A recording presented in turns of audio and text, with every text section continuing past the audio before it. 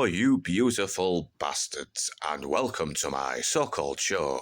Back in 2002, director Danny Boyle gave us the awesome 28 Days Later about a courier who wakes up from a coma to discover the world has gone to shit, with most of the population infected by the rage virus. It was gritty, violent, intense, and visceral, while 28 weeks later left more questions and just was bad. Just bad. And it had more plot holes than a bullet-riddled Brendan Gleeson. But last year saw the release of the trailer to the latest instalment, and to be honest, it did look very promising. It gave off that same sense of horror and terror the first movie excelled at, while also hinting at how this world has changed since the events of 28 weeks later. But is this another sad little squashed thing that barely resembles anything that was advertised? Well, slutty ladies and not so gentlemen, this is 28 years later.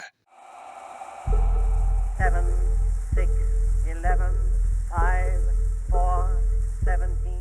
Set 28 years after the first two movies, 28 years later focuses on a young lad named Spike, played by Alfie Williams, who lives in a secluded settlement with his father Jamie, played by Aaron, better be the next James Bond Taylor Johnson, and his ill mother Isla, played by Jodie Comer. The entire UK has been quarantined. The infected have managed to evolve to the point where they're more like wild animals, smart but primitive but instinctive. There's rumours of cults out in the mainland, and some European soldiers make nice little visits for a bit of spring cleaning. I started blasting. Bang! Bang! Jamie takes Spike out to the mainland for his first hunt, since he is now at the right age to do so. They are warned that after they step on the mainland, they're on their own. Thankfully, despite nearly getting killed a few times and doing a shitload of this,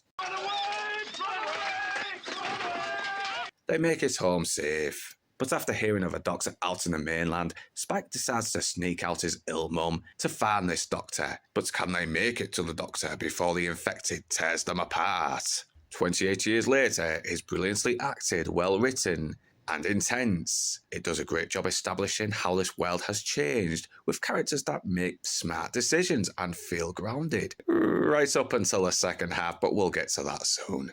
The actors do feel believable in the roles, with some exceptions, but we'll get to that soon. Aaron Taylor Johnson is great as the no-nonsense father, showing his son Spike how to survive in a world that's gone to shit. He's tough on him when he needs to, but caring and protective enough to show he's doing what he needs to do in order to make his son become the man he knows he needs to be. And man, it's so great to see a tough-as-nails dad that is both smart and caring and isn't portrayed as some bad guy. Until the movie hits the 50-minute mark, but we'll get to that later. Jodie Comer once again never fails to put in a good performance and generally brings a real warmth and tragedy to a character, really making you sympathise with her. And I do buy the relationship with her and Alfie Williams, who shows to be a star in the making as the naive Spike, inexperienced but able to adapt, and over the course of the movie does evolve, touching on the themes of growing up and becoming a man in a world where innocence must be left behind quickly. Ralph Fiennes is also great as the eccentric doctor living in isolation so he can indulge in modern art. He's crazy, but at the same time brings a real heart to his character, despite the fact he's doing some pretty crazy stuff.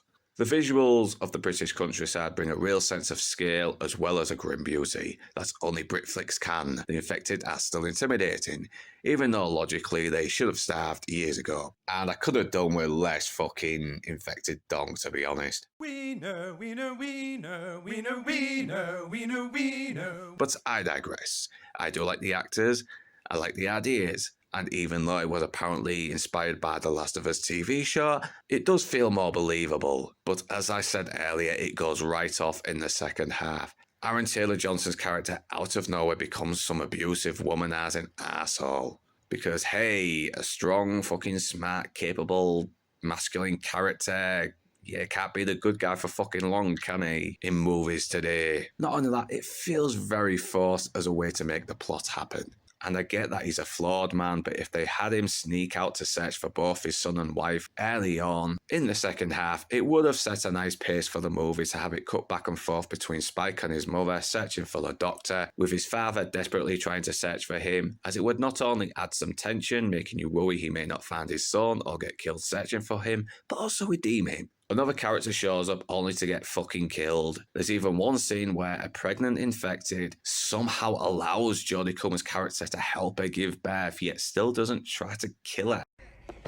It's so dumb. And it doesn't really make sense. Yeah, I know women have this maternal thing going on, but labour pains aside, this thing is still an infected. It's infected with rage. Logically, this thing should still be trying to kill her. Not only that, the baby she births isn't infected, and it makes no sense. Soon as it got to the scene with Farns, it started to get a little better. Yeah, the Skull Temple did feel a little bit more surreal, but when we do find out what's wrong with Isla, it is genuinely heartbreaking, and both Williams and Coomer do bring some genuine emotional weight. Christ, I was almost willing to forgive the stupid moments after that, and it was looking like he was doing a good job adding to Spike's character development. Then this ending happens, and without going too much into it, it's fucking stupid, and yes, I know it's a callback to the beginning, and it's a contrast to Spike's journey from childhood to adulthood by having these guys clinging on to childhood. It's a good idea, but it's executed in the stupidest, most retarded way, ruining any potential this had. It feels out of place tonally to the gritty, more grounded feel that made this first movie believable. It destroys all the goodwill this movie started out with by giving us something promising, only to tear out its fucking skull and place it on a mountain of the corpses of the other franchises that Disney has destroyed. And to make things worse, this was done by the same guys who did the first movie. Oh my god, what the fuck happened to you both? So overall, 28 years later, builds up enough goodwill only to swallow it and convulsively vomit it up into a bloody mess. 5, 4, 17. And whether you beautiful bastards are Northern, English or not, thanks for watching, and do remember to like, comment, share, subscribe, and to ring that bell in order to be notified. And if you wish to further support this channel, then the links are in the description below. But right now, that's me done, and I'm off to the pub.